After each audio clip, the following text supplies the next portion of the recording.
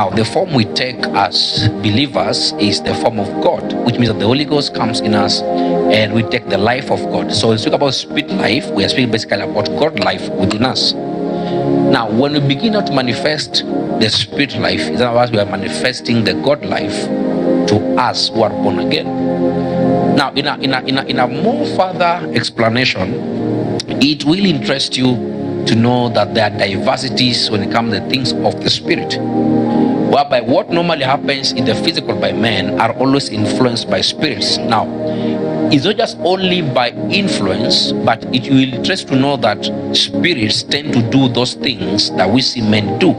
So a man can be full of another spirit, and what they begin to do, we may think that man is doing, yet there's another spirit that is behind that man that is basically doing all these things. So we may be able to see systems coming up, and those systems may not literally mean that man has brought up these systems. Spirits have a tendency of trying to have a sense of dominating. It's a domineering sense that spirits have, which means that anywhere a spirit is, they will tend to dominate that space. Now, if a man is concerned, or if what they need to do to bring influence has to concern a man, then they'll have to come and dominate that man. So through that man, they begin to do their own biddings. Now, for instance, when a man is possessed of a spirit, or when a spirit comes and possesses a man, now that spirit is the one that will now be basically handling everything through that man. So what that person will be doing, we may look at that person physically, but you see, in the realm of the spirit, it is that spirit that has possessed that person that is doing all those things that we think that guy is doing. So if that spirit was supposed to commit death, right, or commit what, or to cause hatred among men, it is that spirit that will now be communicating hatred through that same person to all these men. Now, as that spirit communicates that hatred to other men, to all men, it comes out by influence of that spirit into this man by one person.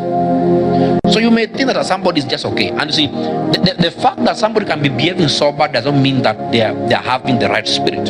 They can behave sober, but they are the agents that must begin to introduce darkness in every quarter of existence. Now we have to be so careful on that.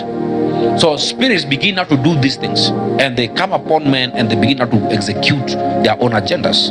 Now it is so funny how these things get to happen. But you see, no matter what must be, a man must be so sensitive to what begins to control them.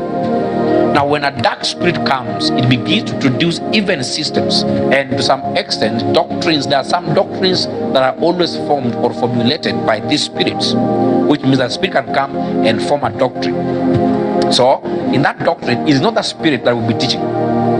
It's a man that will be teaching the doctrine, but the spirit will be bringing in the influence. It's by the push of that spirit that the doctrine can be taught.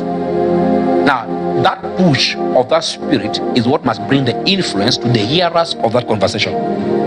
So a doctrine is being taught, and as the doctrine is being taught, what begins to flow as a spirit comes as an influence of what must come upon these men who are the hearers. And I've told you before how the spirit gets to move. That the movement of spirit is what? By the vibration of sound and light. Alright?